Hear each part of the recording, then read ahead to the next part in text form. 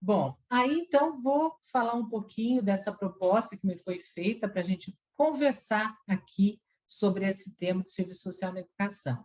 As minhas ponderações, elas vão ter dois grandes eixos, em relação à efetivação da lei, né, que regulamenta o serviço social e a psicologia na educação básica, é, pensando tanto na questão das condições de trabalho quanto no exercício profissional. São dois eixos que, na verdade, estão dialeticamente interconectados, porém, didaticamente eu vou separar para que a gente possa trazer alguns elementos importantes, mas pensando sempre que eles são interconectados. O primeiro é o serviço social como profissão e a nossa condição de trabalhador e a implementação da Lei 13.935 de 2019. E o segundo é esse exercício profissional do assistente social, refletindo sobre as dimensões que particularizam o trabalho profissional, né, no âmbito da política de educação básica, especificamente, e as atribuições e competências, e também os desafios para viabilizar o projeto ético-político profissional. Então, vamos lá no primeiro eixo, né? Lembrar um pouquinho que as profissões, elas são recrutadas pelas demandas sociais que se tornam historicamente necessárias. Então, as profissões passam a ocupar lugares específicos na divisão sociotécnica e sexual étnico-racial do trabalho, respondendo a requisições ditadas pela dinâmica da luta de classes e dessas lutas com o Estado, no movimento progressivo de regulação, formulação de resposta às demandas postas pela contradição da questão social. Então, as profissões nascem desse impasse, desse embate, dessa luta de classes e envolve o Estado. O serviço social, ele está inserido no trabalho coletivo das instituições, principalmente no âmbito das políticas sociais, tendo como objeto de intervenção, como eu já disse anteriormente, as expressões da questão social. Mas qual é o significado de trabalho coletivo? Né? Recuperar um pouquinho Marx. Ele diz que o trabalho coletivo é um processo de trabalho em diferentes políticas sociais. Ele é organizado de forma diferente nas diferentes instituições e nas diferentes políticas sociais.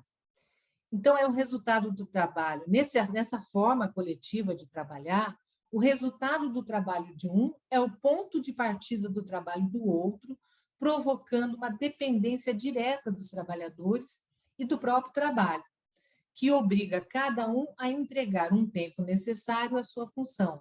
Então, nós, assistentes sociais, não trabalhamos isoladamente, nós trabalhamos coletivamente dentro de uma instituição, de uma política. Só que é importante, ainda lembrando Marx, que esse termo coletivo que ele traz aqui não significa, no modo de produção capitalista, não diz respeito a um esforço conjunto de pessoas que persegue uma determinada finalidade para desenvolver ações conscientes, integradoras, mas sim uma interdependência que faz parte do processo de trabalho de uma determinada instituição. Então, essa ação, ela é uma ação articulada, e ela pode ser multiprofissional, pode ser interdisciplinar, só que esse tipo de organização vai depender do desempenho dos profissionais. O fato da gente estar trabalhando com outros profissionais no trabalho coletivo, segundo Marx, não significa que a gente tenha a mesma intencionalidade, que é um trabalho interdisciplinar por si só. Para que seja, a gente precisa efetivar parcerias, conversas, diálogos para que aconteça isso, né? Não é um acontecimento natural. Então, a nossa profissão, ela participa, juntamente com outras profissões, na, na viabilização de serviços sociais, de direitos sociais, em resposta às necessidades dos indivíduos, dos grupos e das classes sociais em um processo de reprodução social, como diz a nossa querida Yamamoto. Então, embora o serviço social tenha sido regulamentado como uma profissão liberal no Brasil, o assistente social exerce seu trabalho majoritariamente como assalariado das instituições políticas, dos programas sociais, e essa condição de trabalhador incorpora de trabalhador assalariado e, ao mesmo tempo, de uma profissão liberal, incorpora algumas características das profissões liberais. Eu vou destacar apenas algumas. Primeiro, e muito importante, a gente às vezes esquece, é que nós temos competência para formular proposta de intervenção fundamentadas em conhecimentos teóricos, técnicos e planejar nossa atuação. Nós temos uma certa autonomia relativa para isso. Nós temos princípios éticos que nos orientam através de um código de ética, vocês sabem muito bem disso. E nós temos a regulamentação legal da nossa profissão, que dispõe sobre atribuições e competências, além de trazer os fóruns para disciplinar, defender o exercício da profissão, por meio de entidades representativas que fiscalizam, orientam, acompanham a profissão do assistente social, que é o nosso querido conjunto CEPES-CRES, né? Então, essa configuração de profissionais assalariados, mais profissionais liberais, nos dá, como eu falei anteriormente, uma relativa autonomia na condução do nosso trabalho.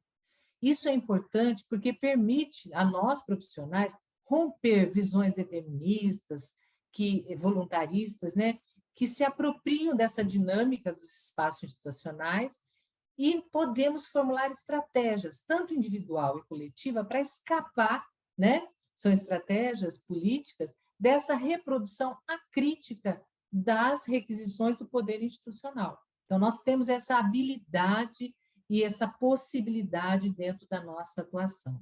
Estou recuperando isso porque é importante recuperar essa trajetória para entender o trabalho do assistente social lá na política da educação. Assim, o trabalho do assistente social está intimamente ligado às dimensões do trabalho, da profissão e da produção de conhecimento, que estão dialeticamente interconectados, né? É muito importante a gente reconhecer-se enquanto trabalhadores, tá? Eu acho que isso é muito importante. Portanto, as transformações que acontecem no mundo do trabalho repercutem também no mercado de trabalho do assistente social. E esse reflete no exercício profissional que impacta nas condições materiais dos sujeitos dos quais o assistente social atende, né? Então, o serviço social tem que pensar nisso. Essa primeira etapa, que é a questão de ser um trabalhador. A gente não tem as condições que a gente quer para fazer o nosso trabalho. Nós, né, nos inserimos numa instituição. Aí, diante dessas considerações, analisamos a inserção do assistente social na educação básica a partir da implementação da lei, recentemente aprovada. Mas aí eu pergunto, quais são os obstáculos, os desafios para a implementação da lei que dispõe sobre a prestação de serviços de psicólogo e de assistentes sociais na rede de educação básica? Inicialmente, é importante a gente situar que, apesar de 20 anos de luta para implementar essa lei, de várias alterações que foram sendo feitas nesse referido projeto de lei, sempre com o objetivo de explicar melhor a nossa profissão, de explicar as atribuições e competências dessa profissão na educação, destacando a contribuição significativa que ela tem para que a educação básica se constitui como direito social, descrevendo condições mínimas de trabalho, formas de contratação, condições éticas e técnicas. A lei aprovada ainda é extremamente reduzida, né? Nós tivemos vários projetos de lei, né? Não vou passar aqui por eles todos, mas a gente reconhece que ela é reduzida. Isso não diminui o valor dessa conquista, tá? Eu quero deixar bem claro isso. Não diminui, mas a gente tem que ser, vamos dizer, realista e entender essa legislação. E ela deixa lacunas, indefinições, que complica a sua regulamentação e a sua concretização na política de educação básica, seja estadual ou municipal. Então, certamente, essa lei ela deve ser regulamentada pelos estados e municípios para ser efetivada. E aí que é o grande problema. Ela vai ser regulamentada de formas diferentes em diversos estados, em diversos municípios, porque não está dado uma orientação mais ampla sobre essa contratação. E aí a gente destaca algumas questões referentes às condições de trabalho, que eu tenho certeza que o público que está me ouvindo aqui vão se identificar com elas. Em termos da contratação, não há definição precisa da contratação de profissionais que deve ser no âmbito da educação, com recursos orçamentários dessa política, por intermédio de concurso público, com vínculo trabalhista, CLT, carga horária de 30 horas. Não há, né, essa garantia, há essa luta e essa necessidade. As condições éticas e técnicas do trabalho também não estão determinadas. Instalações físicas apropriadas, considerando o sigilo profissional, infraestrutura de sala, transporte, recursos para viabilizar o atendimento. Então, os assistentes sociais não têm também nenhum tipo de vale alimentação, de férias escolares, de vale transporte, garantido por intermédio dessa legislação e nem da sua regulamentação. Isso é dados reais, não é verdade? Mas por que a inserção do assistente social na educação é dessa forma? É uma pergunta para provocar aqui o nosso debate. Então, a gente precisa também estar ciente da determinação fundamental que propicia a inserção do assistente social na educação. E aí eu recupero muito o argumento do Ney Almeida. Ele diz que essa inserção ela está relacionada à questão de que o acesso e a permanência de crianças, de adolescentes, de jovens e adultos nos diferentes níveis de ensino no Brasil foi e continua sendo um desafio, uma dívida histórica. Portanto, essa condição, né, de acesso e permanência é que determina as bases socioinstitucionais para a requisição do trabalho do assistente social no universo educacional. Se a educação, né, vamos pensar uma hipótese, se todos estivessem na educação básica, se não houvesse tantas expressões da questão social, tantas desigualdades educacionais, para que precisaria de assistente social? Não é?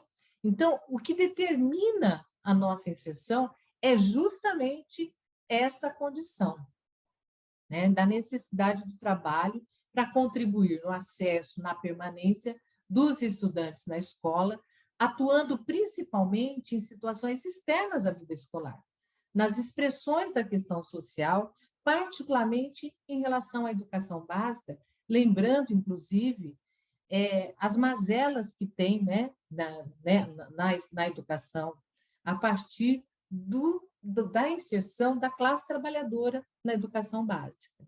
Então, é importante lembrar como é organizada essa política, que é também outro complicador, vamos dizer assim. A educação básica ela é subdividida em educação infantil, ensino fundamental e ensino médio. Cada uma dessas instâncias, né, desses níveis de ensino, tem uma complexidade, tem diretrizes, tem legislação, tem financiamentos, tem entes federativos diferentes que são responsáveis, ou o Estado, ou o município, ou a federação. Então, o Saviani coloca muito isso. Nós não temos um sistema único de educação. Isso é complicado para a atuação do assistente social. Diferente do SUS, que tem um sistema único de saúde, e né, que nós conseguimos conquistar assistência social como uma política pública que tem também um sistema único de assistência social. Além do que, né, a educação tem algo que é muito peculiar a ela, essa parceria público-privado, confessional, né, dentro da educação básica também. Portanto, apesar de haver várias experiências do serviço social na educação, que já são consolidadas, exitosas e a longa data, mesmo antes da regulamentação dessa lei, por exemplo, em São Paulo, em Limeira, na Paraíba, em João Pessoa, em Porto Alegre, entre outras, né? Essa inserção, ela ocorreu de forma diferente das demais políticas, né? Ela não foi organizada devidamente, estruturada, institucionalizada na política de educação básica. Tá? Diferente, por exemplo, do que ocorreu recentemente nos estudos federais tecnológicos, que a partir do momento que foi aprovado o Programa Nacional de Assistência Estudantil, se estruturou um desenho na política de educação profissional tecnológica e das universidades públicas federais, compondo o trabalho coletivo com assistentes sociais e psicólogos, determinados para atuar na assistência estudantil. Isso não aconteceu na educação básica, gente, né? E isso influencia no nosso trabalho, tanto no item das condições de trabalho, quanto no item do exercício profissional. Então, isso é importante, por isso que eu estou recuperando isso para falar do serviço social na educação. Então, diante desses fatos, né, as condições de trabalhador, seja no momento da contratação, nos concursos, nos cargos, nos salários, nos vínculos empregatícios, ou no desenvolvimento do trabalho profissional nas instituições educacionais, não estão dadas, não estão regulamentadas legalmente, não estão institucionalizadas. Elas ainda são alvo da nossa luta. Por isso, o Conjunto Cefes-Cres Minas é um grande exemplo, tem batalhado muito, né? Eu soube agora recentemente da participação do Conjunto Cefes-Cres na audiência pública para aprovação, para discussão do Serviço Social na Educação no município de Belo Horizonte. Se a lei tivesse organizado toda essa estrutura, não precisaria disso, não é? Então, se aprova uma legislação, regulamenta uma legislação, mas faz um concurso precarizado, uma forma de inserção precarizada, né? Que não convém à classe trabalhadora, que não atende aos direitos trabalhistas da classe trabalhadora, que dificulta a qualidade do trabalho a ser realizado. Então, gente, isso são dados de realidade. Portanto, essa legislação não há ainda uma prerrogativa devidamente explicitada, e o que não significa que a gente não pode, que não foi uma grande conquista, e não significa que a gente não vá conseguir implementar e realizar essa lei. Só que ela vai depender de lutas, tá? Agora, eu quero dizer uma questão muito importante. Essa luta, ela é coletiva, com certeza. A gente sabe que para conquistar direitos, se não for coletivamente, a gente não conquista. Mas ela é bem individual. Ela também depende de cada trabalhador, de cada trabalhadora, de cada assistente social que estão nos espaços institucionais da política de educação. Então, é um conjunto recíproco de ações que vão fazer com que a gente consiga realmente efetivar essa lei, né? Então, a gente tem muitos percalços ainda para serem vencidos. Então, nesse eixo de análise, que é o primeiro ainda, eu destaco algumas sugestões. Olha, não tem receita de bolo, não tem, né, nenhuma coisa pronta, porque tudo isso são tensionamentos, são lutas, correlações de forças, mas eu penso que a gente precisa viabilizar tratativas, tanto na esfera federal como municipal, com mobilizações individuais, coletivas, para conseguir, né, alçar a essa condição mais conveniente para condições de trabalho, para que a gente possa exercer a nossa atividade. Isso que aconteceu na audiência pública, né? Envolver sindicatos, entidades representativas, mobilizações sociais. Isso teve um resultado, não é? Brecou uma forma de contratação e está fazendo outra forma de contratação. Gente, vocês imaginam o poder da mobilização? Então, é isso que nós temos que fazer. Eu penso sempre o seguinte: serviço social na educação igual luta, né? Eu nunca vi uma área com tanta luta como a educação, mas é importante a gente saber que nessa correlação de forças a gente tem avanços, retrocessos, avanços, retrocessos. Isso é importante a gente saber. Aí eu parto agora para o segundo ponto, lembrando que eles estão interconectados, né? Que é o exercício profissional do assistente social e a atividade, as dimensões que particularizam o trabalho do assistente social nessa política pública. Relembrando, né, novamente o que afirma Yamamoto, que a intervenção do assistente social ela é polarizada por interesses contraditórios, antagônicos. Então, ela responde tanto às demandas do capital como do trabalho. E só pode fortalecer um ou outro polo pela mediação do seu oposto. Portanto, ela participa de mecanismos de dominação e exploração e, ao mesmo tempo, pela mesma atividade, dá respostas às necessidades de sobrevivência da classe trabalhadora e da sua reprodução. Então, há esse antagonismo, essa contradição. Essa frase, né, esse que eu li agora, que é da Yamamoto, eu acho ela perfeita, né? Ela demonstra todo o conhecimento que nós, assistentes sociais, temos da teoria social crítica marxista e que está analisando aqui a nossa profissão nessa perspectiva, dessa contradição que cabe à sociabilidade capitalista, né? Então, o serviço social ele atua na prestação de serviços sociais e realiza também, concomitantemente, a dimensão política, ou pedagógica, ou educativa da profissão. Lembrando sempre, eu sempre falo isso, né, que tudo, essa palavra educativo, ela sempre tem um vetor, uma direção. Ela pode ser disciplinadora, pode ser adesão à ideologia dominante, ou ela pode ser crítica emancipadora, desvelando a realidade, desocultando as raízes da desigualdade social. Então, qualquer tipo de educação, seja a educação que eu dou para o meu filho, a educação na escola, a educação popular, ela não é neutra, né? Ela tem uma intencionalidade, um vetor. Então, a gente precisa tomar cuidado. Nem sempre, quando a gente fala, faça um trabalho educativo na minha instituição, nem sempre estou fazendo um trabalho crítico, uma perspectiva emancipadora. Então, tem que pensar nesse sentido. E o serviço social é uma profissão eminentemente interventiva, então, a requisição, as instituições exigem resposta dos assistentes sociais. E mais, ela é articulada também pela dimensão investigativa e educativa, como eu falei agora há pouco. Então, o trabalho do assistente social ele é pautado em conhecimentos teórico-metodológico, técnico-operativo, ético-político, tendo um projeto político, né, ético-político da profissão, que é fundamentado, eu sempre repito isso, porque às vezes eu fico pensando que a gente fala de projeto ético-político profissional muito no discurso, sabe? Então, eu gosto de materializar. Onde está o projeto ético-político do assistente social? Ele está, né, explícito dentro, ele se expressa nas diretrizes curriculares para a formação profissional.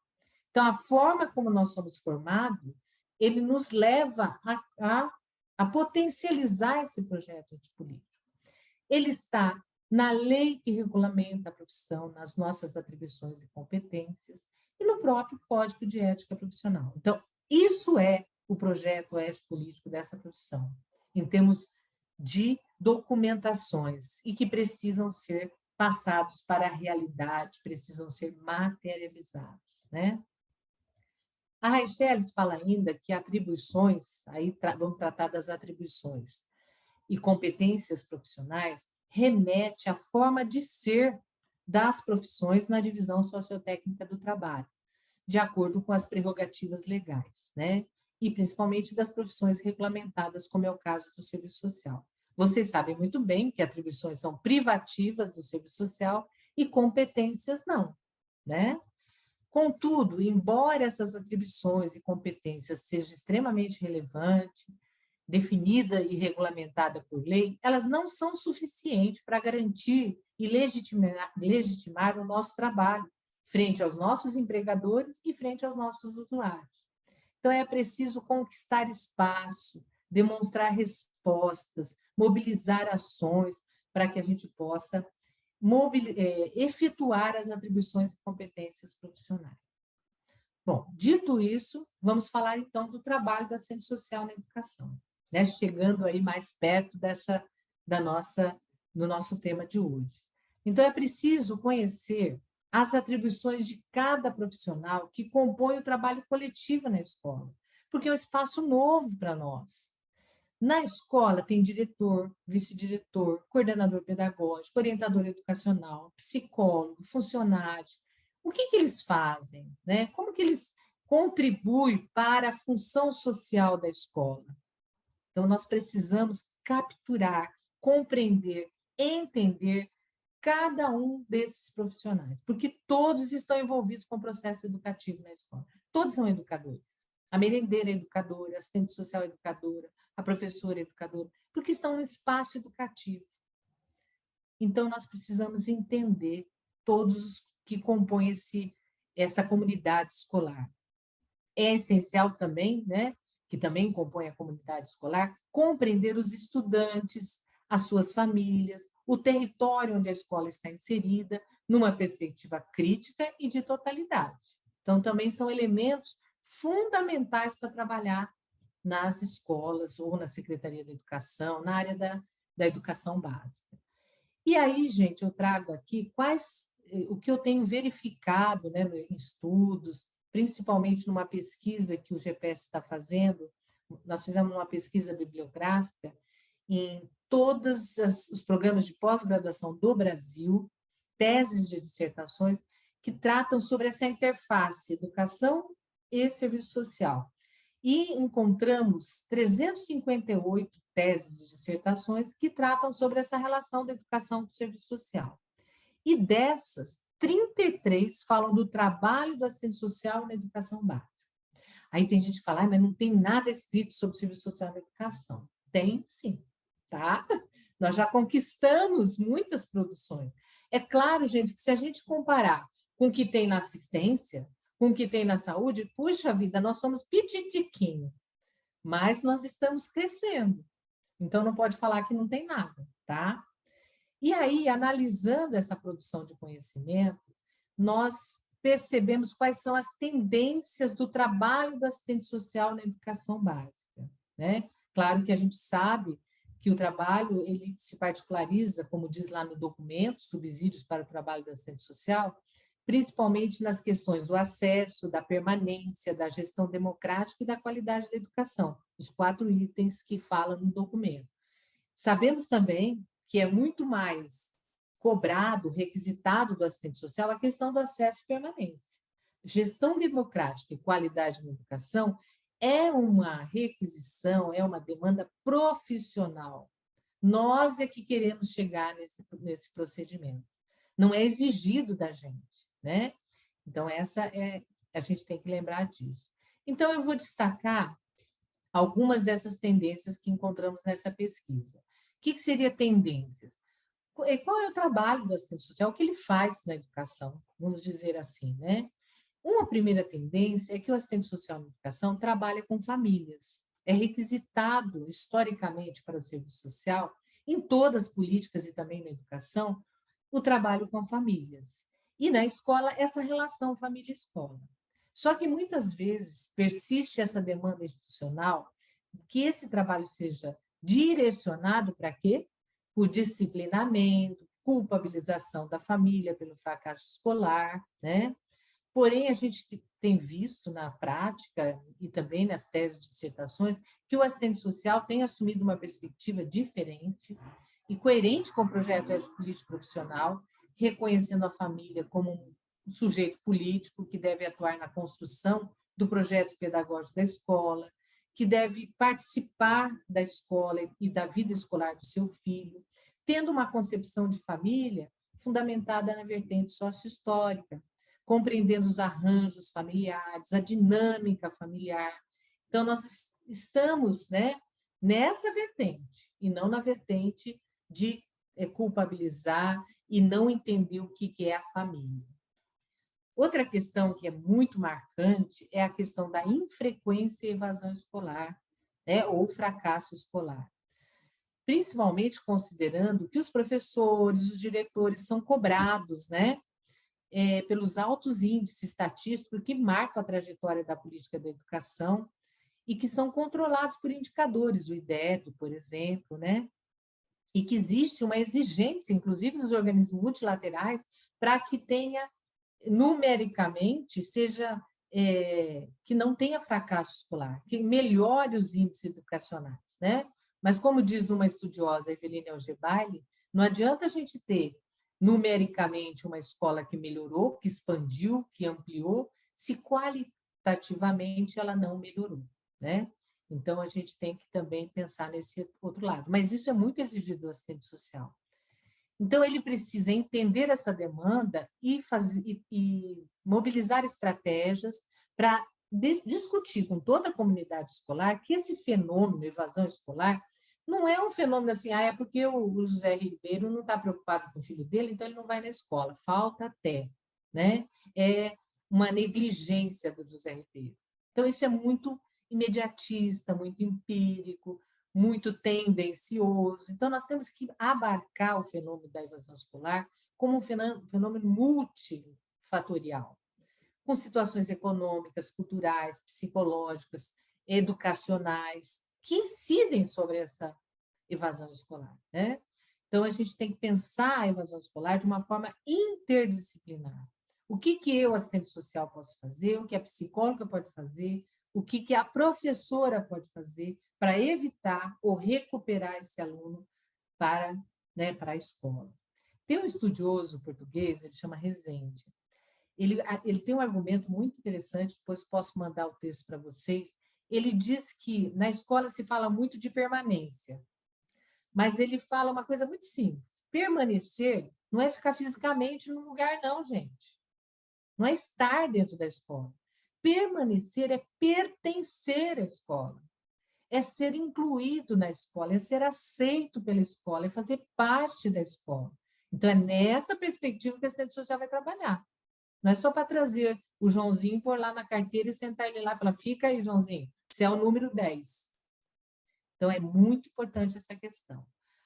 A outra tendência é a formação ampliada de profissionais da educação. Os assistentes sociais, eles são chamados a contribuir na formação dos professores, em questões que fogem à especificidade da escola pedagógica, mas que abrange outras questões, como a questão de gênero, a concepção de pobreza, o que é família, o que é política social, como acessar, né, os direitos sociais, o que é conselho tutelar, o que é medida socioeducativa, né? Então, o assistente social ele tem essa possibilidade de ampliar o universo cultural dos professores e de outros profissionais, inclusive das próprias famílias.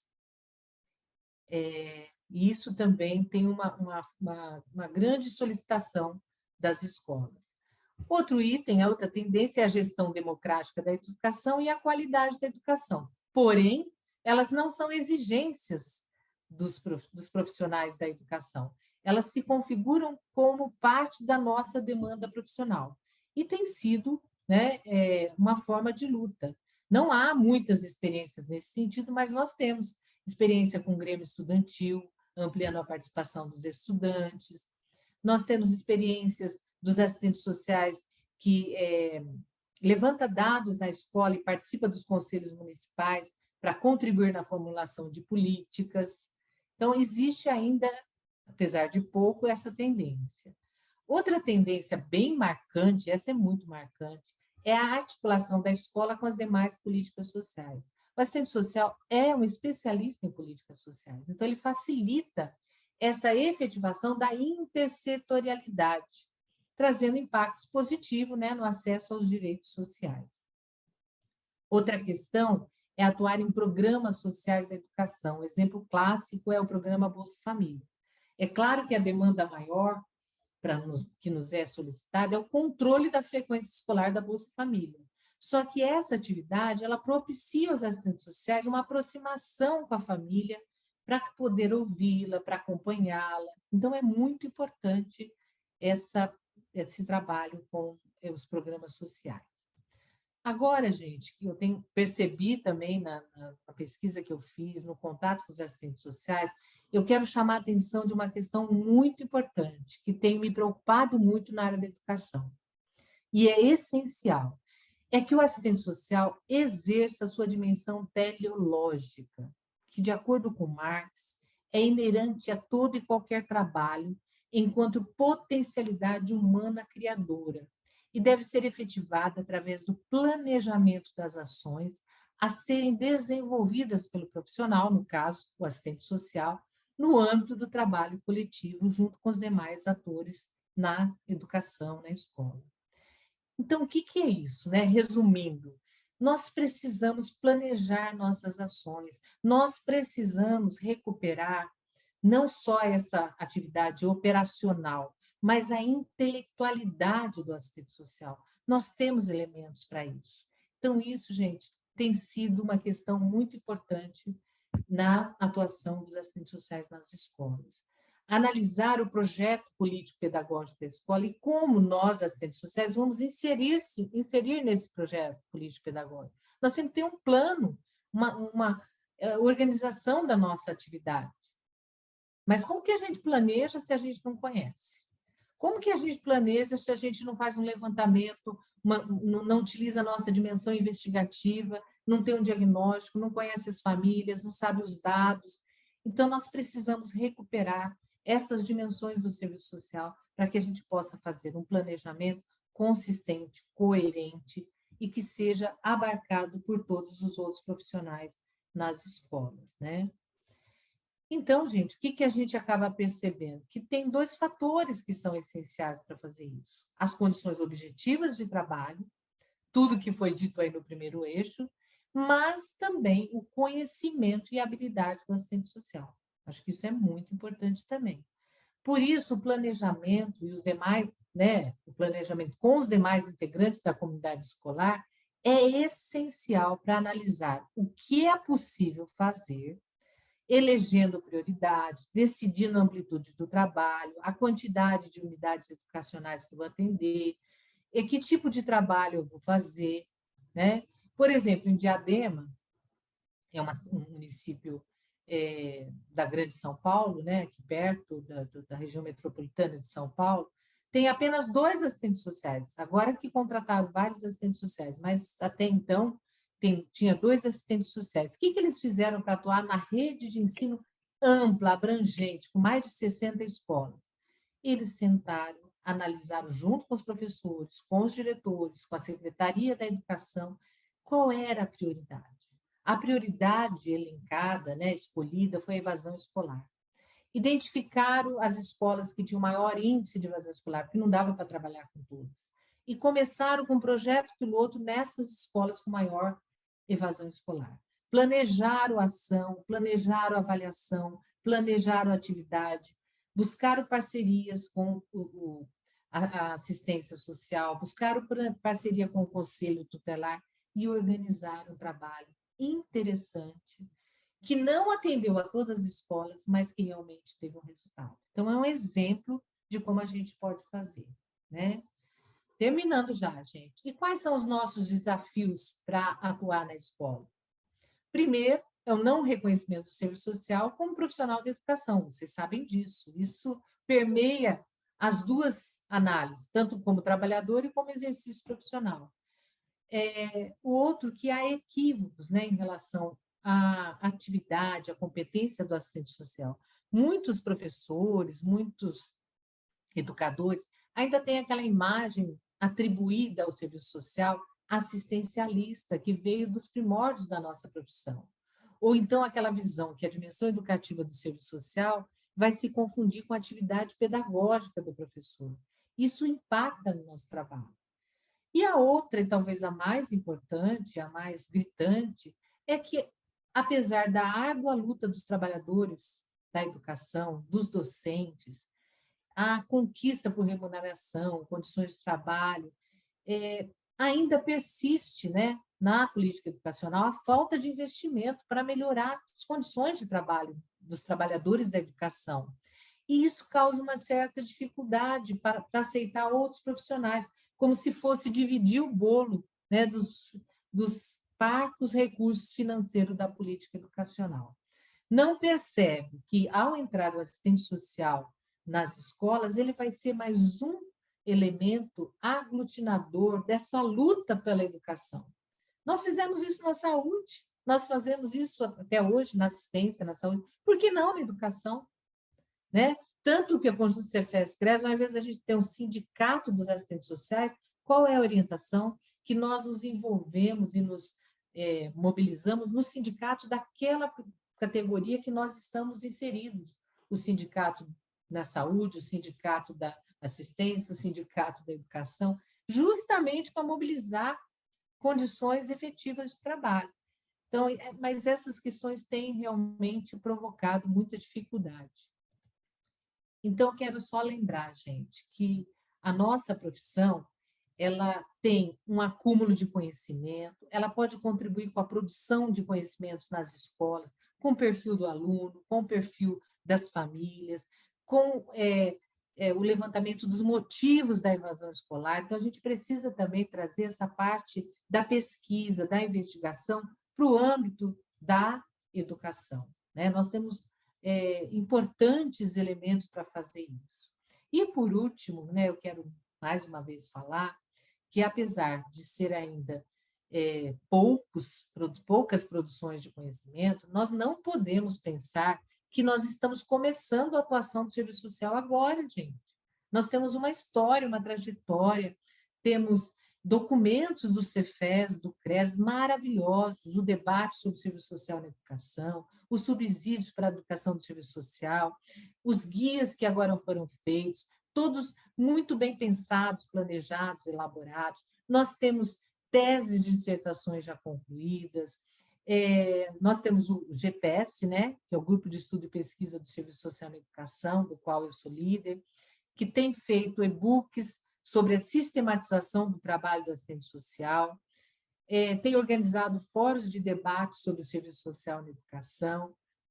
Então, eu sinto assim, eu que venho dessa longa trajetória de luta, sinto que a gente vive momentos importantes do serviço social na educação e que tem elementos teóricos, empíricos, sistematização de experiências muito interessantes que a gente pode trazer para a nossa realidade. Claro que a gente não vai copiar e colar, né? Mas a gente pode ter como referência para as nossas ações. Então, é importante a gente entender que, para além das dificuldades, limites institucionais, nós, assistentes sociais, somos um produto vivo, somos agentes, protagonistas na organização desse projeto ético-político. Não podemos perder de vista isso, né? Então, para deixar aqui de reflexão, penso que quem está, né, já há mais tempo e quem está chegando agora na educação, precisa pensar quais as condições objetivas do trabalho do assistente social. Isso é importante. A favor de quem nós vamos intervir? Com quais valores nós vamos intervir? Com quem podemos contar e como? Às vezes podemos contar com o CRAS, podemos contar com uma assistente social da saúde que vai fazer um trabalho com a gente, com o conselho tutelar, podemos contar com uma coordenadora pedagógica que está envolvida naquele debate. E para que nós vamos atuar? Quais as concepções que acreditamos?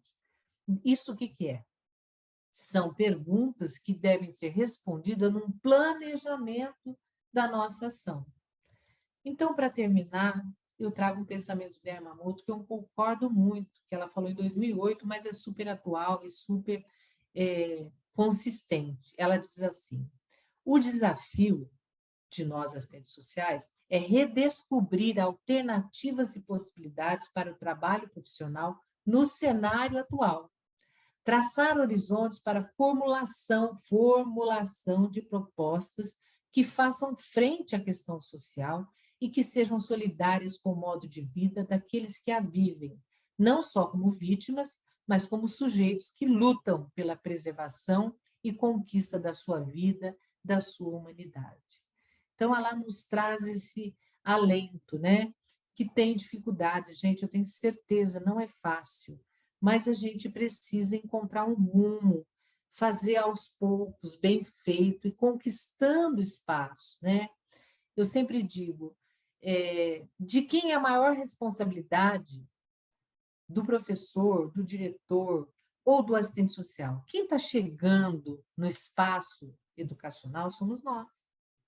Quem tem que explicar o que é o serviço social somos nós.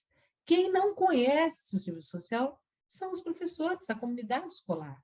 Então, cabe a nós decifrar de várias formas, de várias maneiras, o que é essa profissão, o que são as suas atribuições, o que eu posso contribuir, como eu posso contribuir, né? Nós precisamos fazer esse envolvimento. Fizemos isso na saúde. Difícil trabalhar com médico. Eu trabalhei no Poder Judiciário, dificílimo trabalhar com juiz, com promotor. Como que eu pude trabalhar com juiz, com promotor? A cada dia, gente, durante 6 anos, eu conquistei um pedacinho desse espaço, explicando o porquê da minha atuação, como eu vou fazer, ouvindo não, não, não, não, não, e depois um sim. Foi assim, né, que eu fui conquistando espaço no Poder Judiciário. Então, é assim que nós vamos conquistar espaço dentro da política educacional. Aí a gente conversa mais no debate. Agradeço por me ouvirem tanto tempo. Desculpe se eu me alonguei muito. Muito obrigada. Nossa, bom, pelo menos eu ouviria, Eliana, por mais horas e horas e horas.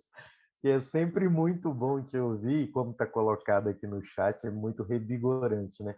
Que a nossa luta, ela é muito árdua também, né? Então, muitas vezes, até as próprias instituições fazem isso para que a gente desista desse espaço e, de fato, né, saiamos da luta, vamos dizer assim, o que não é o nosso caso, né?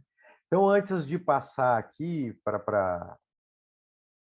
porque já tem algumas pessoas inscritas, eu gostaria de fazer só uma colocação aqui para a gente aprimorar mais o nosso debate aqui. Quando você fala da 13.935, realmente é uma legislação vaga, com poucos parágrafos, mas também parágrafos vagos, né? E que aqui em Minas, né, quando você fala que a gente se tornou uma referência para o Brasil aí, quando a gente vai para a discussão para dentro da Assembleia Legislativa daqui de Minas, né, pela implementação pelo Estado aí, que com todos os seus erros, mas é a melhor implementação ainda que a gente vem vivenciando, né, e já tivemos muitos avanços, nós conseguimos colocar numa legislação estadual, no ano passado, 2022, uma legislação estadual, o que seria minimamente de atribuição e competência das duas categorias ali. Né? Então, a gente conseguiu descrever ali, claro que de uma forma mais resumida, assim, resumida e muito abrangente, né? A gente conseguiu colocar. Estou dizendo isso da gente porque eu participei ativamente disso, né? Representando o CRES nesses debates e na construção da própria lei. Eu não lembro o número dela aqui, mas depois eu posso trazê-la aqui, né, para a gente até fazer uma análise dela, né, eu acho que é muito interessante, né, a gente entender. Porque todo mundo, quando a gente chega nos municípios, o CRES chega nos municípios, para discutir a implementação da 13.935, aí vem uma série de questionamentos. Ah, de onde que eu vou pagar esse pessoal? Ah, como é que eu vou? Eu não posso tirar dali, não posso tirar daqui. Então você tem que explicar como que o Fundeb funciona, onde que nós estamos colocados. Eu falo nós, né, assistentes sociais, psicólogas, onde que a gente está colocado ali, de qual fonte pagadora que pode sair dentro da legislação e um pouco do porquê da nossa presença dentro das escolas do ensino básico, principalmente, com todos esses elementos que você trouxe aqui hoje, né? Assim, falando das nossas atribuições, das nossas competências, da nossa interação com o corpo docente, com as famílias, com os estudantes, com o corpo de trabalhadores das escolas. Então, assim, é uma série de questões. Né? Então, assim, só para a gente finalizar aqui, me passar para as meninas já que estão aqui com as inscrições feitas. No âmbito de Minas, a gente conseguiu fazer essa legislação, né? A gente discutiu também no âmbito do Estado, pela implementação, o caderno orientador dos NAI, aqui eu estou vendo que tem várias pessoas do NAI aqui. Então, dentro do caderno orientador, a gente conseguiu fazer essa discussão e destrinchar o caderno junto com quem participou, que nós fizemos uma oficina aqui na comissão né, do CRES, do Serviço Social na Educação do CRES, sobre este tema específico, né, e destrinchamos ele, né? Depois fizemos outra com o trabalho social com famílias, foi o professor Cláudio que fez também. Então foram 3 momentos além do seminário, né? E a gente vem fazendo esse esforço do curso de educação permanente, né, Eliana? Porque a categoria precisa também, né? E também precisa para se sentir mais amparada pelo seu conselho de representação, né? Dentro desses espaços também. Porque não é fácil simplesmente a gente chegar no espaço e dizer, olha, eu estou aqui, né? A gente tem, como você bem disse, e eu vejo isso muito na prática pelo relato das colegas, a gente tem que conquistar aquele espaço, conquistar a confiança, e essa conquista é através do nosso trabalho, do nosso entendimento, né, com todas as outras classes que ali estão. E visando, logicamente, o nosso projeto ético-político, né, e o nosso código de ética aí como principal instrumento norteador do nosso fazer profissional, seja em qualquer espaço socioocupacional, né? Eu acho que a gente não pode perder isso de vista. Fora as orientações do conjunto, né? Que também são as resoluções normativas, que também são instrumentos que a gente pode também muito se apoderar dele aqui com muita tranquilidade. E para acabar minha fala e repassar, a questão de Belo Horizonte realmente é uma questão assim que a gente teve que fazer várias intervenções, mesmo a contragosto de algumas profissionais, tá? Mas não é aquilo que a gente estava pensando para a educação básica do município, né? Então, assim, a priori é um projeto emergencial, né? Aqui para Belo Horizonte, com duração de 19 meses, e essa duração, e depois desse projeto, à medida que ele for se constituindo, aí estará sendo pensado pela gestão da capital a elaboração do concurso público, mas que esse projeto traga elementos suficientes para a elaboração do concurso público e para a nossa permanência dentro das escolas municipais e das EMEIs aqui de Belo Horizonte. Esse, vale destacar aqui, foi um pedido do CRES Minas, né? Não é só um projeto emergencial dizendo que está implementando a lei. A implementação da lei ela se dá pela execução dentro das escolas e pela realização de concurso público ou, no mínimo, um processo seletivo simplificado que abarque aí os elementos principais da administração pública, né? Respeitando as 30 horas, que tem um teto mínimo salarial, e é o que a gente vem defendendo em todas as audiências públicas, viu, Eliane? Em que eu vou e que eu participo, né?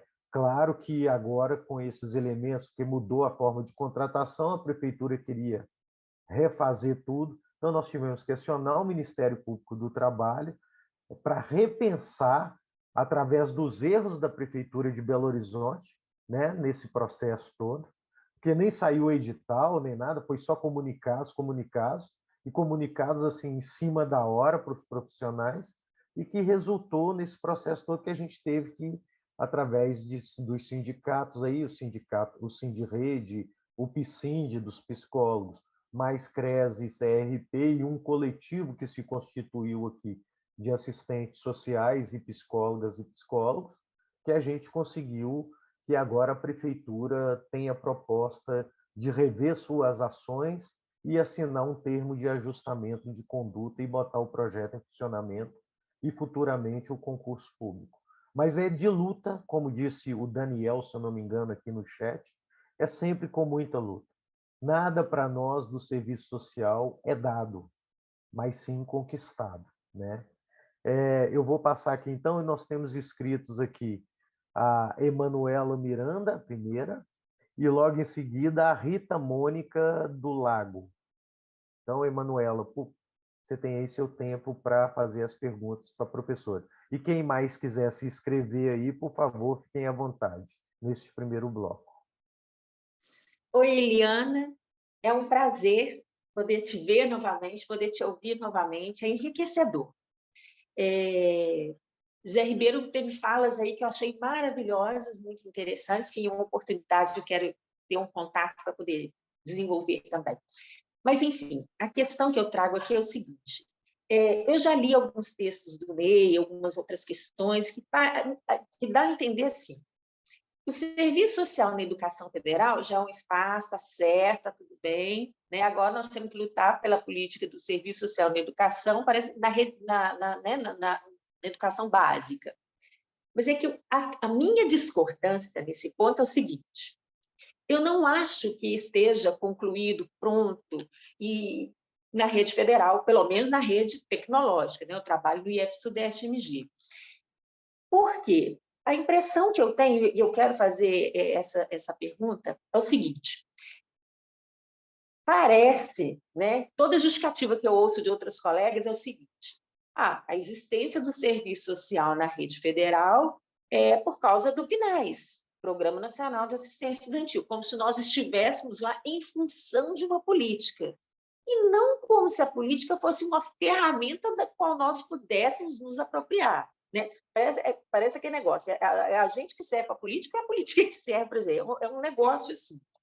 Então, eu acho que não é uma coisa pronta, e aí eu queria entender o que é assistência estudantil antes do PNAES, né? Depois do PNAES decreto, e ainda colocar o seguinte: quando alguns colegas defendem que o nosso trabalho ali chama de política, mas eu não consigo ver uma política, porque é só um decreto, na assistência estudantil, é para a gente trabalhar na questão do acesso e permanência, mas limitado à bolsa, né? A gente vai fazer análise socioeconômica para ver aquelas bolsas. Então, se a instituição, vamos supor, recebe aí, vamos botar um número, 600 mil para fazer assistência estudantil, ele usa 560 para refeitório, libera 40 mil para assistente social fazer bolsa, e entre 1.200 alunos você escolher, né, uma escolha, como se fosse uma seleção de 20 alunos. Então, eu não acho que seja isso, porque mesmo a questão da bolsa, se você for fazer um estudo social para emissão de parecer, eu não vejo possibilidade de construir esse caminho aí, analisando 1.200 alunos, 300 alunos no ano. Né? É impossível, nos 200 anos letivos, você concluir esse trabalho. Então, eu percebo que isso é um trabalho interdisciplinar. Não é uma atribuição privativa, é uma competência que a gente constrói coletivamente. Mesmo porque isso ultimamente está sendo utilizado como argumento para não liberar assistente social para fazer mestrado, doutorado, porque precisa dela ali para fazer edital. Então, né, parece que o feitiço virou contra o feiticeiro, um negócio meio complicado. Mas, enfim, a minha questão da pergunta é o seguinte: quando nós falamos de política de assistência estudantil, nós estamos falando de quê? Nós estamos limitando ao PNAES, ou estamos falando de um movimento social bem antes de 2010, né, do decreto de 2010, e como é que o serviço social se adentrou no campo das universidades federais? Como é que essa inserção do assistente social na educação federal partiu de que momento? Partiu, então, do PNAES? Partiu do Reúne? Né? É isso que eu queria entender. Muito obrigada.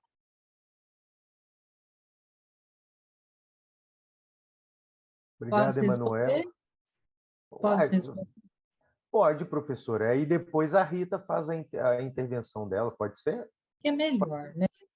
Então, Fiquei assim, mobilizada pela Manuela, muito prazer em te rever, já conheço a Manuela, né? Uma pergunta muito importante. Gostaria de dizer que quando eu falei da diferença entre a inserção do assistente social na educação básica e no Instituto Federal Tecnológico, na Universidade Federal, não significa que está tudo pronto e acabado, muito pelo contrário, né? Temos várias situações gravíssimas. Só que em termos de condição de trabalho, né, minimamente, de concurso público, de sair para fazer um mestrado, de estar inserido institucionalmente no organograma da instituição, tem um avanço maior do que da política de educação básica, nesse sentido. Agora, você traz uma questão muito importante. O que é assistência estudantil? Ou permanência estudantil, né? Uns os assistentes, outros permanência. Na minha concepção, ela é um termo muito mais amplo do que a gente pensa. Primeiro, que eu acredito que assistência e permanência estudantil não se restringe aos estudantes que têm condições socioeconômicas vulneráveis. Assistência e permanência estudantil é para todos os estudantes daquela determinada universidade. Porque eu posso ser rica, né? Minha família é rica, estou estudando no Instituto Federal Tecnológico, num curso lá tal, né? E sofro um problema de racismo. Mas isso então não tem nada a ver com benefício, não tem nada a ver com bolsa, então eu não faço parte dessa discussão da assistência estudantil, esse fato não interfere na minha formação profissional, talvez isso não ocasione uma evasão escolar, né? Então, a assistência e permanência estudantil é ampla. Agora, de fato, a política, o Programa Nacional, que não é uma política, você falou muito bem, é um Programa Nacional de Assistência Estudantil, ele não é maior do que o serviço social, né? Do que a atividade, a atribuição, as possibilidades do serviço social. Só que ele foi, num determinado momento, já existia assistentes sociais de estudos federais e tecnológicos nas universidades federais, mas num determinado momento, que foi 2010, quando se criou esse programa, ele ampliou o espaço, né, do assistente social. Foram contratadas em 2 anos mais de 280 assistentes sociais. Isso deu para o serviço social uma visibilidade, né? Tanto é que a gente percebe nos institutos a organização, a mobilização, o nível das assistentes sociais, a possibilidade de fazer mestrado e doutorado, então a qualificação profissional, né? Então a gente percebe tudo isso a partir dessa expansão da universidade, que tem todo um sentido, né, para o bem e para o mal, tudo é contraditório. Houve realmente a melhoria de vagas para a população da classe trabalhadora, com certeza ampliou, só que a gente sabe que isso tem um significado também político, de ampliar os níveis, né, de educação superior, que o Brasil é um dos países com menor nível de escolaridade do mundo, gente. Tá? Inclusive de países da América Latina, da Argentina, do Chile, do Uruguai. Então, nós temos uma dívida histórica perversa e isso tem afetado a imagem, né, do Brasil. Por isso, essa preocupação. Por isso, inclusive, gente, que essa lei foi aprovada agora. Por que Jair Bolsonaro aprova uma lei de inclusão de assistente social e psicólogo na educação? Porque ele é bonzinho demais. Não é? Tem um sentido, a necessidade do Estado educador, entre aspas, formar cidadãos, primeiro para atender a demanda do capital, né, tecnicamente preparado, e ideologicamente também, pessoas que não acríticas, que não conseguem ter uma formação de qualidade. Essa é a intenção, é diminuir o índice de evasão, é diminuir o índice de fracasso escolar, de infrequência escolar. Não é fazer o trabalho da assistência social. Mas eu pergunto para vocês, onde que o assistente social atua, que ele é chamado para fazer um trabalho que não seja tensionado por essa questão entre o direito e o não direito? É justamente o fato de não ser direito à educação, a gente comentei isso no início, que dá um espaço para a assistência social brigar pelos direitos. Só que é aquela questão contraditória da Yamamoto. Nós respondemos à demanda do capital, estamos, sim, ajudando a preparar trabalhadores para esse mercado de trabalho. Estamos. Mas, concomitantemente, estamos também ampliando a possibilidade de uma formação crítica, de discutir questões de uma luta antirracista, de uma luta antipatriarcal, não é? Nesse mesmo espaço. Então, o fato do assistente social estar inserido nos institutos federais e nas universidades, assim como na educação básica, nos dá possibilidade de luta. Da mesma forma que o trabalhador, estando aí, ele também tem possibilidade de ampliar os seus horizontes, não é? Então, não estou dizendo, eu acho pelo contrário, a gente precisa. É que essa lei está pegando tanto, porque, como o Zé Ribeiro colocou muito bem, ele estava falando, eu fiquei pensando, o problema, Zé Ribeiro, é que essa luta do CRES Minas Gerais para Belo Horizonte, essa luta do CRES Minas Gerais para o estado de Minas Gerais, tem que ser replicado em todos os estados, em todos os municípios desse país. A cada nova demanda de implementação, há toda essa luta. Vocês foram assim, vocês são referência por isso, vocês encontraram formas, estratégias de garantir, mesmo não estando na lei, mas na sua regulamentação, essa condição. Às vezes, no município pequenininho, isso não se dá da mesma forma, porque não tem elementos para isso. Então, a gente vive esse impasse. Por isso que eu digo, nós temos... Se a gente lutou 20 anos para regulamentar a lei, pode ter certeza, mais 20 virão, para que a gente possa ter visibilidade de fato em todos os municípios desse país do Serviço Social de Educação. Então, você vê, né? Na saúde não foi difícil essa nossa inserção. Na assistência não foi difícil a gente concluir. Por que na educação é? Porque a educação, gente, é a menina dos olhos do Estado. A educação é a política que mexe com a cabeça das pessoas. Cuidado com a educação. Como que a gente vai pôr assistente social na educação? Vamos pôr, mas não tanto. Vamos deixar, mas vamos segurar. Entendeu? Eles não querem que a gente faça um trabalho qualificado, amplo, que mexa com a cabeça das pessoas. Entendeu? Então, tem motivo. É uma contradição. Vocês vão entrar na educação para ajudar no acesso e na permanência. Na gestão democrática não precisa, na qualidade da educação não precisa. Fiquem tranquilos. Vocês que estão inventando, pois tem muito trabalho. Ai, gente, não precisa disso. Então, sabe, eu falo de uma maneira muito simplória, coloquial até, me perdoem, mas é essa a nossa discussão. Então, os institutos federais tecnológicos, nossa, Manuela, você colocou muito brilhantemente que há toda uma necessidade de luta ainda, muito grande, muito grande. Só que se a gente olhar para a educação básica, né, ela é muito mais complexa nesse sentido, até por essa questão. A educação, o Instituto Federal Tecnológico é do nível federal, tem recursos federais, tem legislações, tem financiamento para pagar assistente social, para dar... Ah, é pouco, é ruim? É. Mas a educação básica tem um dinheiro reservado para assistência estudantil na educação básica? Não. Tem para o pagamento do assistente social? Não.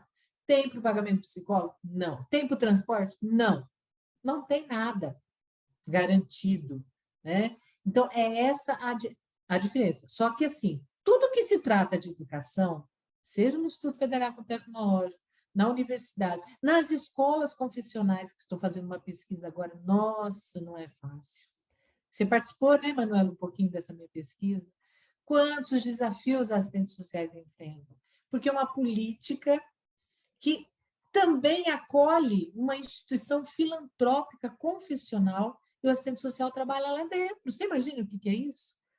Uma questão envolvida com a religiosidade, envolvida com o mercado, com interesses mercadológicos, mas, ao mesmo tempo, entre aspas, confessionais. Gente, é um balaio de gato.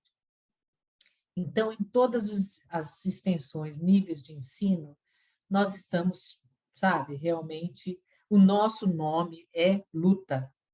É luta na educação, é luta em todos os sentidos. Porque, enquanto não se organizar esse sistema, por isso que eu acho que a gente precisa também começar a nos envolver também com as lutas dos educadores, né? Por melhores condições de salário, por um sistema único de educação, que seja organizado, articulado, como é o SUS, como é a assistência social, né? Nós não temos. Então, o Instituto Federal Tecnológico está num canto, universidade no outro canto, e as universidades estaduais, então, não têm PNAS.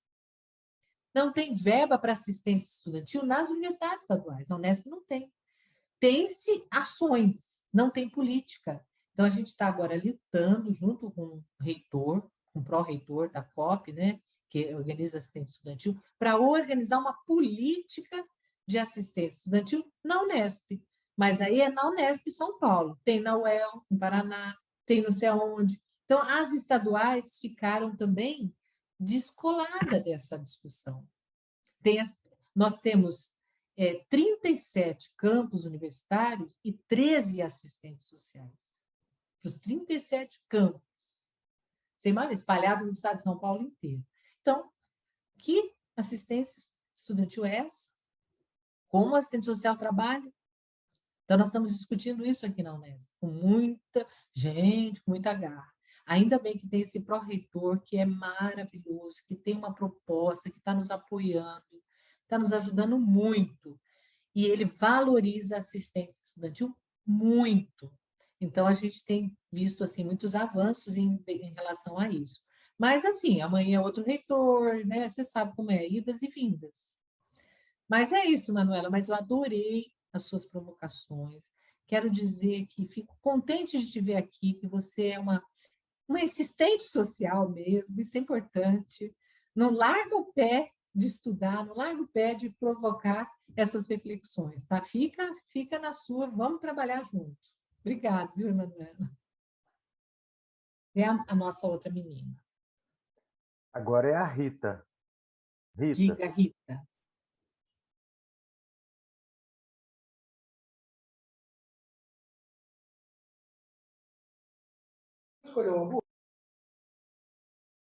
Será que ela não está aqui? Rita?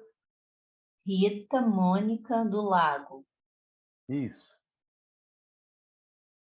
Às vezes ela sai um bocadinho. É. Enquanto ela volta, né, Thalita? Tem duas perguntas aqui, Eliana. Tá. A primeira é do Daniel Dias de Oliveira. Ele diz o seguinte: boa noite, professora. Como aliar o que a escola espera da profissão? Abre parêntese, acesso e permanência, fecha. E o que a profissional que na escola, gestão democrática, ampla participação da comunidade escolar e etc. E agradece pelo encontro de hoje. Se eu estiver errado na leitura aí, Daniel, se você estiver ainda na reunião e quiser complementar, fique à vontade.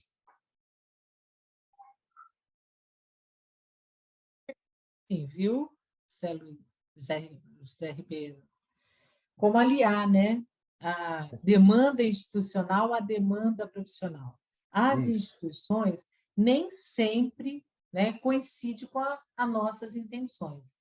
Né? No caso da educação, elas são restritas àquilo que elas percebem como necessário para cumprir sua atividade.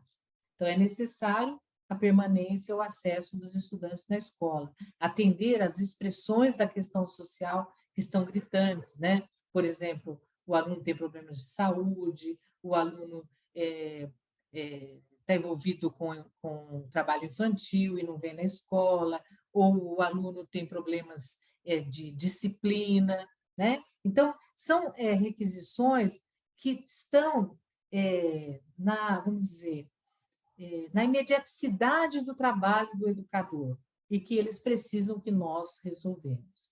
E que realmente a gente também tem que dar atenção a elas, porque essa demanda, apesar de ser institucional, ela é também uma demanda do profissional. A gente não quer ampliar o acesso das crianças à escola? Então, o acesso é também uma demanda nossa. A gente não quer que a criança permaneça e conclua com qualidade a escola? Então, também é uma demanda nossa. Agora, essas outras, a democratização e a qualidade, nesse sentido mais amplo, os educadores não percebem que a nossa atuação pode auxiliar. Por exemplo, às vezes até percebem. Lembra que eu falei que uma das tendências é a relação escola-família?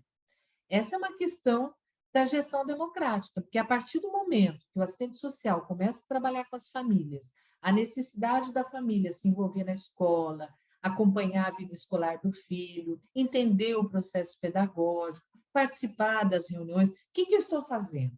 Eu estou abrindo as portas da escola para a família. Eu estou começando o processo de democratização muito ainda da participação da família na escola. Então, a gente também tem que fazer essas leituras, entendeu? Aí a família vem nas reuniões. As reuniões, por que a família não vai na reunião? Porque a reunião os professores só reclamam dos estudantes.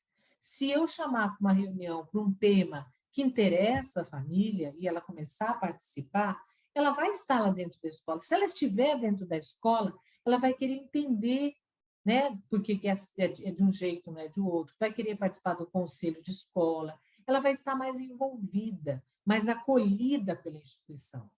Então, essa democratização a gente tem que fazer dessa forma, entendeu? Mas realmente cabe a nós, assistentes sociais, propor, demonstrar, explicar o motivo.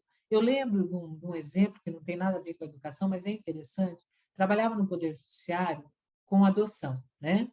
E aí eu percebi a dificuldade da gente fazer aquilo individualmente, aquela orientação sobre a adoção com todos os pais interessados em adotar. Aí eu propus para a juíza que eu queria fazer um grupo de pessoas interessadas em adoção para conversar sobre o que era adoção. Ela falou, de jeito nenhum. Está no processo isso, Juliana? Você está fazendo processo de parecer? Não. Então, não aceito, não quero. O que eu fiz? Né? Como diz, quem tem juízo obedece, fiquei quietinha, só que eu fui arrumar minhas estratégias. Aí eu entrei em contato com uma assistente social, que era da prefeitura, que já tinha trabalhado no fórum, que é mãe adotiva, inclusive, e propus para ela, vamos fazer um projeto, um grupo de famílias desse jeito, de pessoas, para orientação de adoção na prefeitura? Aí a gente trabalha junto no planejamento, só que você que faz ação, porque eu não posso ir lá na prefeitura no horário do meu trabalho, que a juíza não vai deixar. Aí nós começamos a fazer. E aí começou a ter o resultado desse trabalho lá no Poder Judiciário. Aí a juíza me chamou e perguntou, está diferente, né? As mães estão entendendo mais. Por quê? Eu falei, por quê, doutora? Eu vou explicar o porquê para a senhora. Porque aquilo que a senhora negou para eu fazer, que não entendeu que era a minha profissão, que não era interessante. Claro que eu não falei desse jeito, né? Eu falei com um jeitinho. Eu estou fazendo indiretamente, junto com a assistente social, na prefeitura, e isso está surtindo efeito. Nossa, Eliana, eu não sabia que era isso que você queria, não tinha entendido. Pode fazer aqui no fórum também, se quiser. Vocês entenderam, gente? Então, é uma questão de você ir arrumando estratégias, possibilidades. E isso não tem uma receita, não dá para a gente colar e copiar. Isso é uma correlação de forças, uma possibilidade, um jeito de falar. A gente tem que. Depois eu queria participar de uma reunião que acontecia em Campinas, eu trabalhava em Paulínia, que discutia família, porque esse é o tema do Poder Judiciário. Pedi para, então, me afastar uma vez por mês, à tarde, para ir em Campinas participar desse grupo. Ela não deixou. Não, você tem que fazer os processos. Aí, o que eu fiz? Eu comecei, nos meus relatórios, tudo que eu falava de família, eu colocava a referência dos conceitos, né?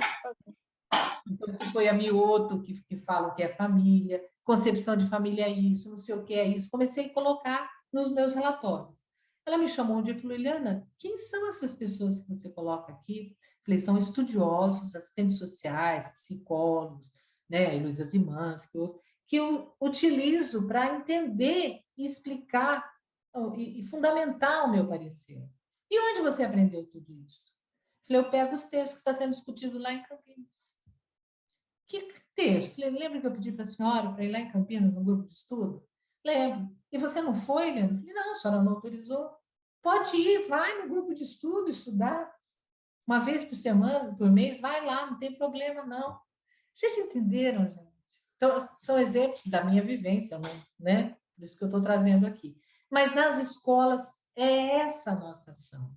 É essa a nossa possibilidade. Numa escola que eu fiz projeto de extensão, também aconteceu uma coisa muito interessante, eu já contei isso várias vezes, vocês devem saber, que a diretora da escola chegou um momento que ela não queria mais o serviço social lá, porque estava incomodando.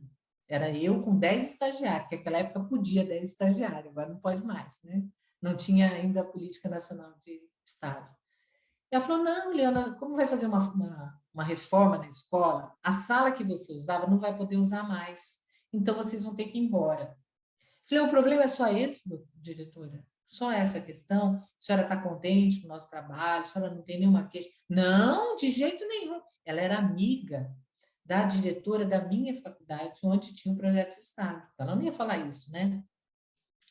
Aí, o que ela falou? Não, é por causa dessa questão. Falei, se eu conseguir resolver esse problema, eu posso ficar? Claro, Helena, lógico. Na hora, saí da sala dela, chamei as estagiárias, peguei todos os armários que tinha nessa sala, tiramos, ajudando, os alunos ajudando, pusemos num cantinho do pátio, virado tudo ao contrário, fizemos uma sala. Quatro armários virados e formou uma sala. Aí eu chamei ela para ver, falei, olha, essa aqui é a nova sala do serviço social. Ah, que horror, Helena, que absurdo. Falei, no lugar certo, próximo das crianças, né? Vai ser mais fácil contar. Pedimos para as crianças enfeitar as costas dos armários, que era horrível, né? Pintar as costas dos armários, organizar. E nós continuamos na escola. Era para sair, eu e as 10 estagiárias da escola, assim, intempestivamente. Vai ter uma reforma, não dá mais. Fiquei na escola, fiz um trabalho super interessante com alunos, com professores, ficamos um ano nessa escola. Então, sabe, com esse jeito assim, vamos ver, vamos ver. E ela ficou muito chocada com isso, né? Porque ela não podia falar também para eu sair. Fizemos um trabalho junto com a psicologia, que tinha estagiária de psicologia, um trabalho belíssimo nessa escola pública em Presidente Prudente. Então, só para fazer um exemplo dessa questão de aliar, não tem uma receita, viu, Daniel? Mas, assim, são estratégias, são análises interpretativas das correlações de força, da instituição, análise institucional, análise das pessoas, entendimento de como elas pensam, de argumentos, de negociação, como fez o José Ribeiro quando falou que foi discutir e organizar a proposta da contratação de assistentes sociais no estado de Minas Gerais. É uma conversa.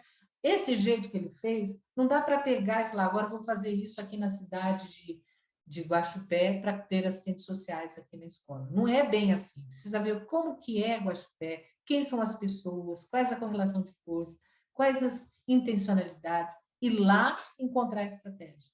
Então, a estratégia é naquele momento, naquela realidade, naquele contexto. Não sei se eu consegui explicar, Daniel. Obrigada. Ele fala aqui, professora, no chat, excelente, professor, é conquistar o espaço, mesmo que por meio de estratégias e análises. Tenho intensificado nesse sentido e ganho força com a sua fala e demais colegas. Gratidão. E parece que ele está sem microfone.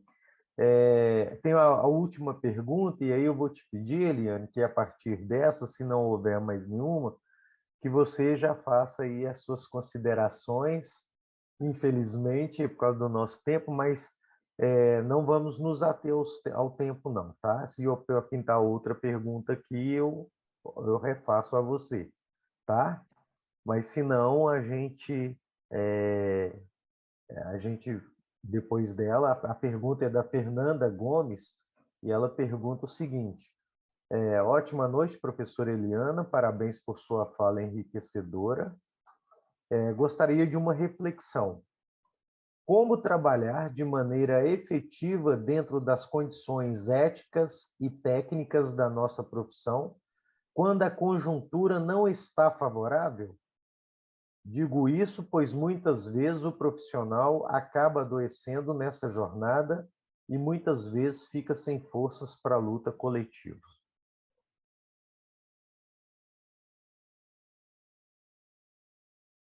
Obrigado pela pergunta, Fernanda. Realmente, né? Eu fico pensando, eu sou uma profissional que eu estou como docente, né? Mais de 20 anos, mas eu sempre atuei como assistente social. Eu falo que eu sou assistente social professora, não professora assistente social. Então, eu trabalhei no Poder Judiciário, eu trabalhei com população em situação de rua, trabalhei na Prefeitura Municipal de Prudente, trabalhei com idosos, com crianças e adolescentes, trabalhei na antiga Fundação Casa, quando ela era descentralizada, né? Antiga FEBEM, né? Hoje Fundação Casa, quando era FEBEM ainda. Então, eu tive uma experiência muito rica do exercício profissional. E eu te digo uma coisa, na minha experiência, talvez eu esteja errado, onde é que a gente tem condições éticas e técnicas adequadas? Né? No sentido mais amplo desse termo. Claro que em alguns lugares mais e em alguns lugares menos. Mas sempre é muito complicado. O espaço físico, a condição do sigilo profissional. Eu já tive muitas dificuldades, mesmo no Poder Judiciário, de garantir o sigilo profissional. Né? Então, sai uma pessoa para entrar outra, porque não dá para ficar duas profissionais numa sala só na hora do atendimento. Então, eu acho assim, eu acho que hoje a situação está mais grave ainda pela precarização, pelo retrocesso dos direitos sociais, retrocesso das políticas sociais, por essa mudança, né, como diz lá o Ricardo Antunes, essa nova morfologia do trabalho que afeta a nossa atuação, afeta o nosso salário, a nossa condição de trabalhador, a flexibilização das relações trabalhistas, enfim. Hoje nós vivemos momentos muito difíceis. O adoecimento do trabalhador é muito presente em várias instâncias onde atua o assistente social, né? Então, como trabalhar nessas condições? Não tem também uma receita, é difícil. Eu acho que a gente tem que ir provocando conquistas, lutas, mobilizações, articulando coletivamente com o conjunto Cefes-Cres, articulando com outras políticas sociais, nos unindo enquanto assistentes sociais, né, para pelo menos trocar ideias, verificar possibilidades, cobrar muitas vezes fazer uso, inclusive, das nossas normativas do conjunto Cefes-Cres, inclusive nessa relação de condições éticas e técnicas. Muitas vezes a gente tem que colocar isso. Eu tive vários momentos na minha profissão que eu peguei a lei que regulamenta a profissão, mostrei para o, né, para o prefeito, para o secretário da assistência social, onde eu atuei, principalmente quando trabalhava com população em situação de rua, e falava, olha, essa aqui é a minha atribuição. Está aqui escrito, ó, está escrito aqui. Então, eu vou fazer essa atribuição, eu tenho autonomia para fazer esse trabalho. Então, eu vou fazer dessa forma. E fui colocando, com jeito, claro, né? E fui mostrando a importância disso para o impacto naquela política pública, naquele município e até na própria administração do prefeito. Até na administração do prefeito, né? Então, você tem que levar todos os argumentos. E isso, gente, não é fácil. Olha, eu me solidarizo com as assistentes sociais que hoje estão vivenciando essas condições precárias, vivenciando essas dificuldades. Aqui na universidade também estamos passando por isso, né? Hoje nós temos um departamento de serviço social que as pessoas aposentam e não contratam outras assistentes sociais. Então, se eu dava uma disciplina, eu vou dar 2, 3. Agora eu estou vivendo o contrário, eu estou aposentando e deixando meus colegas abandonados lá, porque vão ter que assumir tudo que eu fazia, porque eles não têm como contratar outra assistente social, outro professor. Então, você vê, essa precarização, ela, infelizmente, atinge todos os espaços socioeducacionais, em todas as políticas sociais. Não é privilégio de ninguém, infelizmente. E é essa a realidade. Então, o que a gente precisa... Ontem a gente teve aula inaugural com o professor Mauriase, que foi maravilhosa aqui na Unesp, e ele diz isso, né? Que nós estamos lutando contra a correnteza, que tudo depõe contra nós, tudo dificulta nosso trabalho. E a gente tem que acreditar. Eu penso muito naquela frase do Gramsci, e eu falo em todas as minhas palestras, aquela que diz assim, que o pessimismo da razão não seja maior que o otimismo das nossas vontades. Porque se a gente for só pela razão, a razão nos leva a adoecer mesmo, porque, gente, tem hora que a gente fala, meu Deus, onde mais vou? Onde vai parar tudo isso? Na saúde, na educação, na assistência, em todas as situações, não é? Mas a gente tem que ter o otimismo das nossas vontades, das nossas lutas, do coletivo. Isso nos alimenta, nos sustenta. Então, o que eu falo para os assistentes sociais, quando eles falam que estão adoecendo, eu falo, não fique sozinho. A solidão adoece a gente. A gente precisa, pelo menos, compartilhar as nossas dificuldades. Né? Quando eu trabalhei no Poder Judiciário, por exemplo, eu era sozinha. Trabalhava sozinha, só eu de assistente social. Então, eu me unia com outros municípios, que falavam, gente, eu preciso pelo menos abafar. Falava, não estou dando conta disso, o que vocês fazem aí? Aí elas me falavam, eu fazia, eu falava, elas faziam. Então, a gente precisa. Nós criamos grupos de estudo, como eu comentei com vocês. Eu ia no grupo de estudo, consegui. Então, a gente precisa nos unir, nos fortalecer. A união faz a força, né? Como diria Marx, trabalhadores unidos, né? Precisamos nos unir para conseguir garantir ao menos a nossa saúde mental, a nossa saúde física, que está sendo capturada por essa lógica perversa do capital. Eu falo que o capital já teve nosso sangue, já teve nosso suor, já teve nosso coração, agora ele quer a nossa alma, né? Ele quer arrancar tudo de nós, ele quer a gente subjugado aos determinantes desse capital avassalador que pensa só em lucro e perdeu totalmente o sentido de humanidade. Então, nós não podemos perder nossa humanidade, nós temos que nos cuidar, nós temos que procurar também formas de nos aliviar, né? De pensar na gente, de nos unir, de rir, de brincar, para que a gente possa ter condições de trabalhar. A nossa profissão é uma das mais estressantes, né? Dentro das pesquisas que falam sobre os trabalhadores, a saúde do trabalhador, o serviço social é uma das profissões mais estressantes, porque a gente vive a agonia das pessoas que são injustiçadas, que vivem as expressões da questão social, né? Em todas as dimensões da vida humana, desde o nascimento até a morte. Nós estamos com elas. Tem assistente social em todas as questões. Tem na penitenciária, no poder judiciário, tem na defensoria, na saúde, no tratamento de AIDS, no tratamento oncológico, né? Eu estive fazendo trabalho ano passado no Hospital do Câncer em Barretos. Nossa, gente, que difícil trabalhar no hospital, que difícil que é. Então, às vezes, a gente também tem que sair um pouco, né, do nosso espaço para ver que não é fácil. Só que eu, não sei se é errado ou certo, eu sou uma pessoa que nem diz Paulo Freire. Eu preciso sempre esperançar. O que é esperançar? Não é só ter esperança que um dia os melhores virão, como diz a música, né? Mas é fazer para que dias melhores virão, nem que for um pedacinho por dia. Então, eu sempre tenho essa esperança. Se eu ajudar aqui, se eu fizer aqui, se fizer lá, se eu formar um aluno bem formado, se eu der uma orientação para um assistente social que está trabalhando numa política pública, eu estou fazendo, a gente está fazendo, está se multiplicando isso.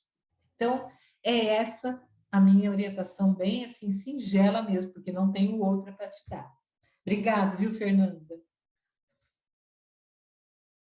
Eliana, tem mais duas perguntas aqui para você, que Vamos apareceu aqui. lá. E aí depois você faz as suas considerações, senão nós vamos noite adentro aqui. Ai, ai, Né? ai. E a nossa saúde, precisamos dormir também, né? Não é? Exatamente. Eu também preciso cuidar da segurança alimentar aqui. Isso. Ah, eu do jeito que sou comilona, preciso comer. Eu também. Pois é. Mas, enfim, a próxima pergunta é da Tatiana, e ela diz o Sim. seguinte: boa noite, professora Eliana, José Ribeiro e todas. Como Paulo Freire pode contribuir com nossa atuação multidisciplinar no ambiente escolar, onde o conhecimento é muitas vezes vivenciado de forma distante da vida vivida? A resposta pode ser a leitura do mundo antecedendo a leitura da escrita? Aí ela agradece, gratidão pela possibilidade deste encontro. E a última aí é uma pergunta do Elcio Nunes, mas que também eu acho que de todas nós que estamos aqui. Professora, é possível passar o contato para mais dúvidas? Então tá aí. São essas duas para você aí, Eliana. Só a Olha, título de Tati, contribuição, professora, aí é Tatiane, mas só que é Leonildo Machado, porque na tá. identificação dele está Tatiane, mas ele colocou que é Leonildo Machado. É o Tá. professor Leonildo. Eu tive aula com o professor Leonildo. Que bom estar aqui, professor. Ei, Leonildo. Olha, professor Leonildo, muito boa a sua pergunta, porque o senhor faz a pergunta e já dá a resposta, né? Paulo Freire, né, é realmente uma dádiva, né, um privilégio tê-lo aqui na nossa realidade. Muitas vezes, eu estive em Portugal em 2017 e o pessoal de lá me falou, gente, vocês não dão valor para Paulo Freire como ele deveria ter. Aqui a gente tem o Paulo Freire como se fosse, sabe, o máximo. Falei, infelizmente, Paulo Freire muitas vezes não é reconhecido tanto como deveria. Mas eu acho que Paulo Freire, a educação popular, os ensinamentos da educação popular cabem muito bem na educação, com certeza. E aí é isso que você falou, né? O assistente social, pela proximidade que ele tem com os usuários, né? Com as famílias, com os estudantes, com o território, com as outras políticas, ele tem essa leitura do mundo, ele facilita esse trânsito, né? Entre essa leitura contida que às vezes os professores têm e a leitura da realidade, esse decodificar do social. Então, eu acho que o assistente social tem muito essa possibilidade, né? Eu tenho um exemplo de uma experiência na escola que as professoras falavam muito que os alunos não faziam a tal da lição.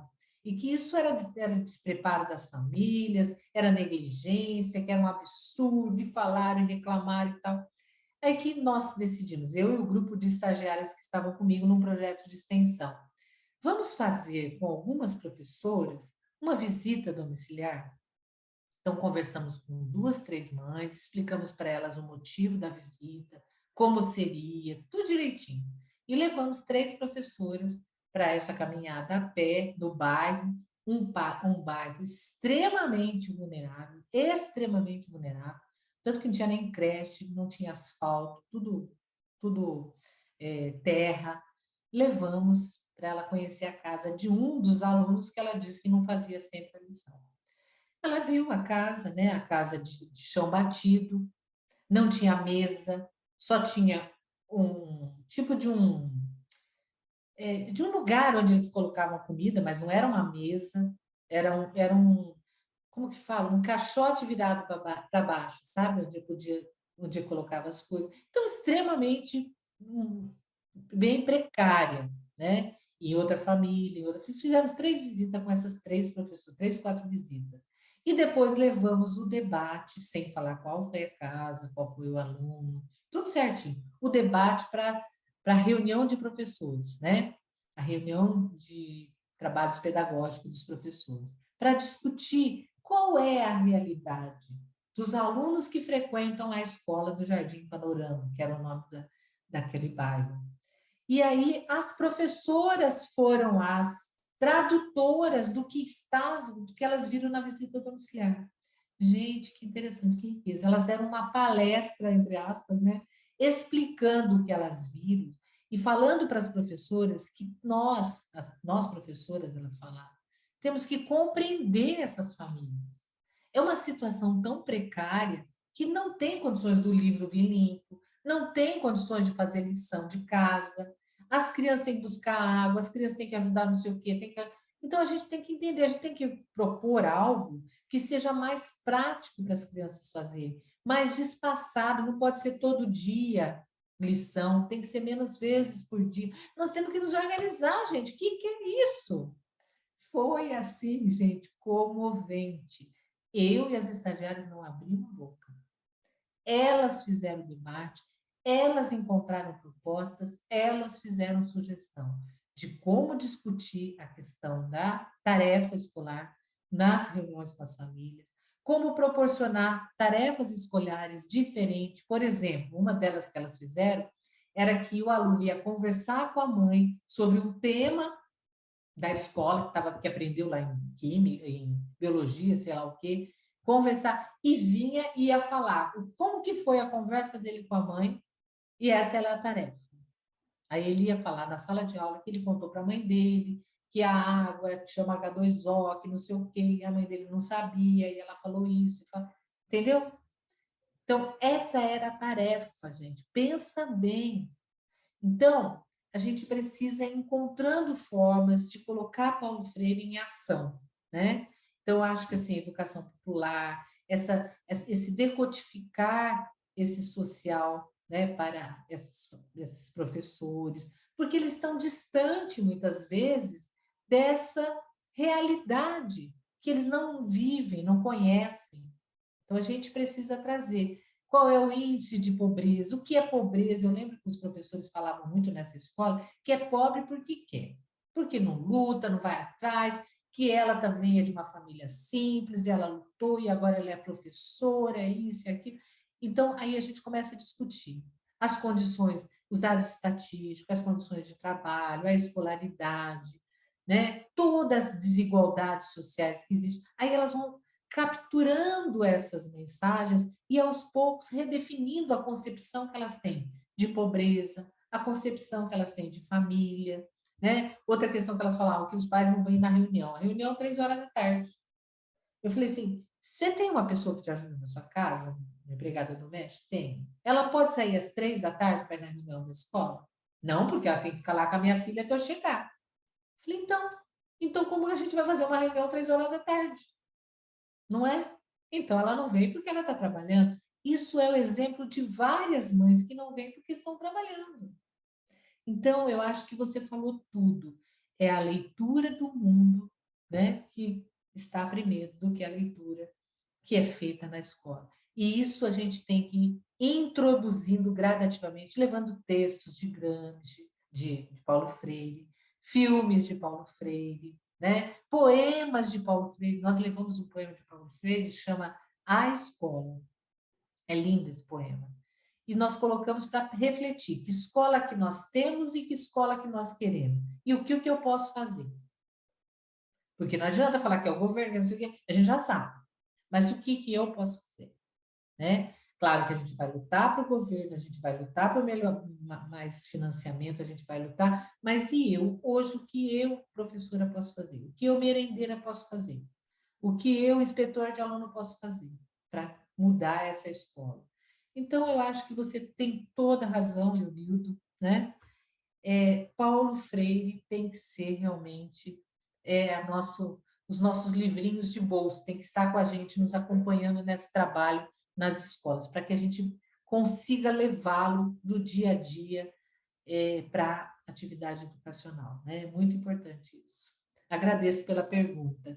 E do Elcio, estou à disposição, meu e-mail é elianacanteiro@terra.com.br. Eu tenho uma dificuldade. Eu não sei deixar de responder e-mail. Eu tenho que responder e-mail.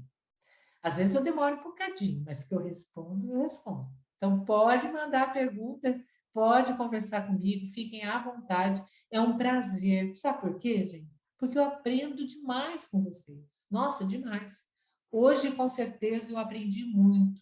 Então, eu agradeço a oportunidade de ter aprendido com a vivência, com a experiência de vocês, né? Com as dúvidas, com as indagações, com as preocupações. Então, eu aprendi muito, muito mesmo. Agradeço por essa oportunidade. É isso, José Ribeiro. Estou à disposição do CRES também, né? No que eu puder contribuir nessa jornada de vocês, nesse trabalho tão forte que você comentou, né? Que vocês estão sendo realmente uma referência, porque vocês estão encontrando, dentro de todas as dificuldades, como diz João Pessoa, né? Como que é o nome do poeta? Fernando Pessoa. Ele fala: pedras no caminho acharei, vou pegar todas, porque eu pretendo fazer um castelo com elas. Vocês estão fazendo isso, estão pegando todas as pedrinhas e fazendo um castelo. Parabéns, viu, pelo CRES Minas Gerais, que eu adoro de paixão esse grupo aqui, viu? Obrigada, gente. Eliana, pô, a gente que agradece. Sempre que a gente solicita, você prontamente responde e traz elementos assim super super bacana, enriquecedor. Tá todo mundo agradecendo aqui no chat aqui. O professor Cristiano está dizendo que você responde os e-mails às 6 da manhã, impreterível, né? Laurita também sabe, Laurita que está aí também sabe, me orientando, Cristiano sabe. Eu sou da madrugada, gente, sabe por quê? Eu tenho síndrome de operário. Adoro acordar cedo. Tá certo. Mas a gente do CRES, né, em nome da nossa gestão, a gente que te agradece, porque você sempre atendeu os nossos convites prontamente, né? Nós solicitamos, e sempre traz para nós um debate muito enriquecedor e atual, assim. Né? Então, hoje, para mim, foi uma grande aula, como todos estão colocando aqui, para mim também foi uma grande aula, que eu também aprendi muito, né, com a sua fala aqui, e aquilo que a gente ainda tem por fazer.